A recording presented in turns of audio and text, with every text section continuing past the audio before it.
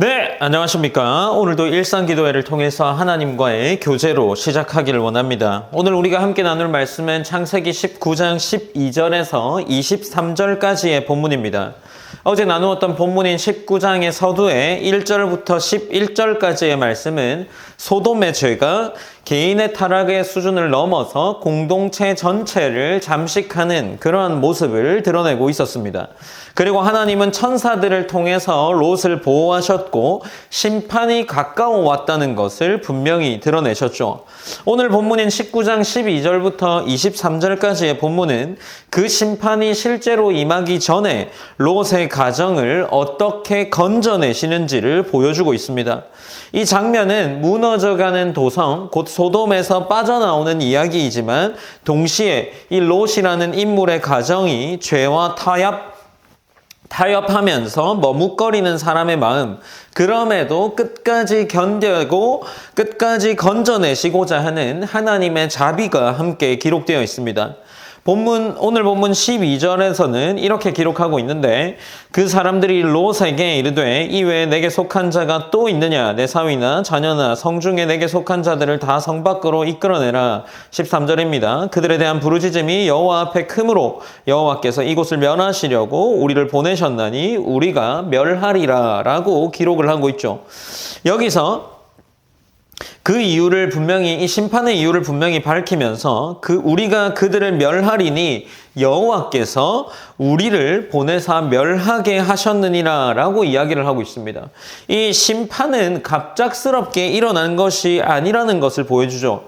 이 12절부터 13절에 나타나는 본문의 말씀은 하나님이 그들을 지켜보셨고 그 지켜보시고 들으신 결과로 이 심판이 주어지게 되었다라는 것을 기록하고 있습니다. 본문 13절에 보면 부르짖음이라는 표현이 기록되어 있는데, 이 부르짖음이라는 표현은 소돔의 죄가 은밀한 개인의 욕망의 수준이 아니라 억압과 폭력과 타락으로 인해 하늘까지 호소가 올라가는 상태였음을 보여주고 있습니다.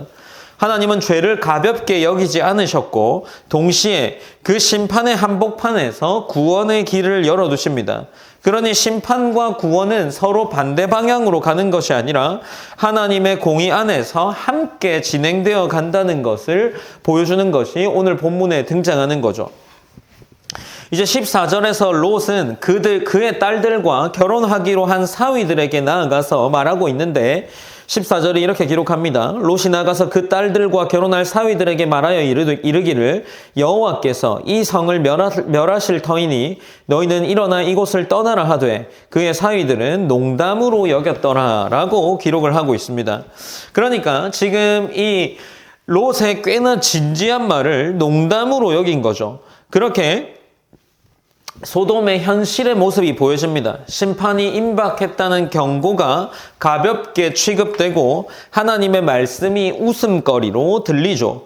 롯이 평소에 어떤 신앙적인 모습으로의 삶을 살았는지 모르지만 어쨌든 이 롯의 이야기를 들었던 딸들의 남편들은 적어도 이 순간에 롯의 말을 진지한 진리나 진지한 이야기로 듣지 않았고 그 모습이 농담으로 들었다는 것으로 기록되어 있습니다. 이처럼 죄가 깊어지면 경고를 진지하게 받아들이지 못합니다. 이제 15절부터 16절은 오늘 본문에서 중요한 전환점이 된다라고 할 수 있는데, 동이 틀 때에 천사들은 롯에게 재촉하며 말을 합니다. 일어나 여기 있는 내 아내와 두 딸을 이끌어내라 라고 기록하고, 16절은 이렇게 말씀이 기록되어 이어집니다. 16절에서는 그러나 롯이 지체함에 그 사람들이 롯의 손과 그 아내의 손과 두 딸의 손을 잡아 인도하여 성 밖에 두니 여호와께서 그에게 자비를 더하심이었더라 라고 기록을 합니다. 롯이 지체를 했다라고 기록을 하고 있죠. 롯은 경고를 들었고 심판이 임박했음을 알았습니다. 그런데도 롯이 지체했다라고 기록하죠.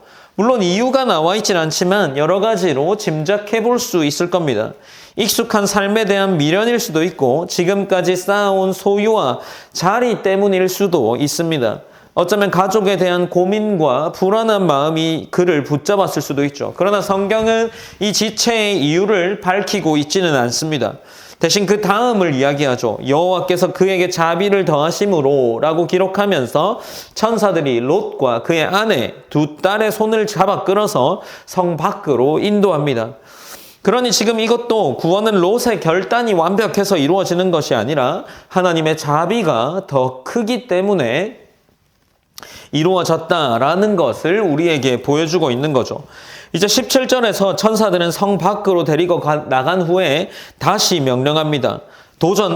도망하여 생명을 보존하라. 뒤를 돌아보거나 들에 머물지 말고 산으로 도망하여 면하라 라고 말하고 있습니다. 이 말은 심판의 자리에서 완전히 분리되어라는 거죠. 뒤를 돌아보지 말고 이 도시를 향한 미련을 완전히 끊어내라는 것을 이야기합니다.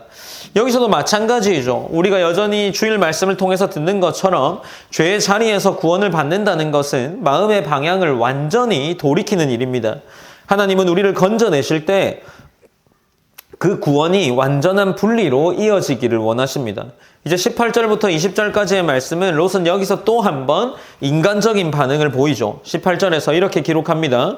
내 주여 그리마옵소서. 그는 산으로 도망하는 것이 두렵다라고 말하면서 대신 가까운 성읍으로 자신을 피하게 해달라고 요청합니다. 이 요청을 들은 하나님이 이제 이 요청을 들어줍니다. 21절에서는 천사는 이렇게 이야기하죠. 본문 21절입니다. 그가 그에게 이르되 내가 이 일에도 내 소원을 들었은즉 내가 말하는 그 성읍을 멸하지 아니하리니. 22절입니다. 그리로 속히 도망하라. 내가 거기 이르기까지는 내가 아무 일도 행할 수 없노라 하였더라. 그러므로 그 성읍 이름을 소알이라 불렀더라 라고 기록을 하고 있죠. 하나님은 롯의 불완전함을 아시면서도 그를 살리기 위해서 그의 요청을 들어주는 자비를 베풀어 주십니다. 하나님은 때로 우리가 가장 이상적인 길을, 하나님이 명령하신 길을 선택하지 못해도 그 연약함을 감당하시고 구원의 길을 포기하지 않으시죠. 22절과 23절은 앞서 읽었던 대로 천사든 롯에게 서두르라 라고 이야기합니다. 거기에 이르기까지 내가 아무 일도 행할 수 없다라고 이야기를 하죠. 그리고 이제 그가 들어갔던 성읍을 소알이라고 부릅니다. 소알은 작다는 의미라는 단어로 연결되는데 롯이 작은 곳을 구했듯이 하나님은 그의 요청을 허락하셨습니다. 그리고 23절에 롯이 소알에 들어갈 때에 해가 돋았다라고 기록을 하죠. 이것이 심판의 현실로 시작되기 전에 하나님이 롯을 건져냈음을 보여주고 있는 장면입니다. 하나님은 늦지 않으셨고 심판이 임하기 전에 롯의 요청에 따라 구원의 자리를 마련해 주셨습니다. 본문 창세기 19장 12절부터 23절 말씀은 구원의 현실을 아주 솔직하게 보여주고 있죠. 롯은 분명히 경고를 들었지만 지체했습니다. 두려움도 있었고 계산도 있었고 미련도 있었을 겁니다.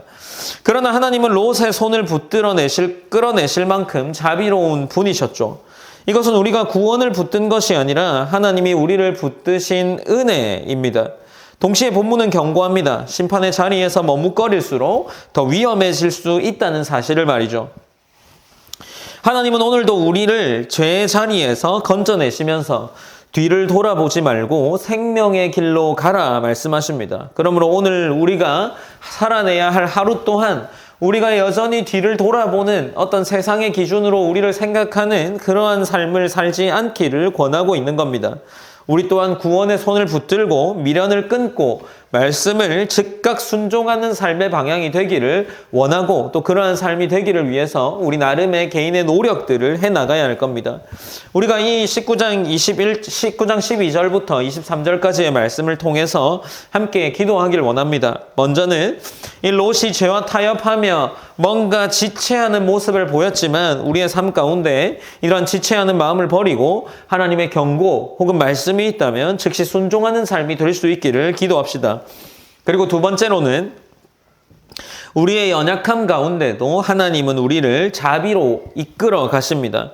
그렇게 구원의 자리에서 끝까지 우리를 이끌어 가시는데 우리가 그러한 상황 속에서 각각의 상황 속에서 믿음으로 서게 되는 그러한 성도가 되기를 기도했으면 좋겠습니다.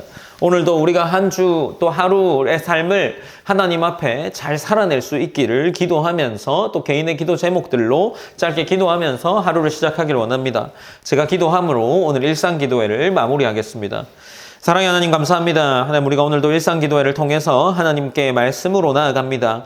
하나님 이 말씀이 우리에게 요구하는 것은 하나님은 자비로운 분이시며 우리를 끝까지 구원의 길로 인도하신다라는 겁니다. 하나님 이것이 우리의 삶 가운데 느껴지게 하시고 우리의 일말의 가능성이 아닌 하나님의 완전하심과 그분의 질서 안에 우리의 삶이 이끌림 받는다는 것을 기억하고 우리의 삶이 비록 질서 있지 않고 때로는 혼란스러울지라도 그 가운데서 하나님이 뜻하시는 바가 무엇인지 고민하고 찾아볼 수 있는 그러한 신앙의 겸손한 자세가 있을 수 있도록 인도하여 주시옵소서.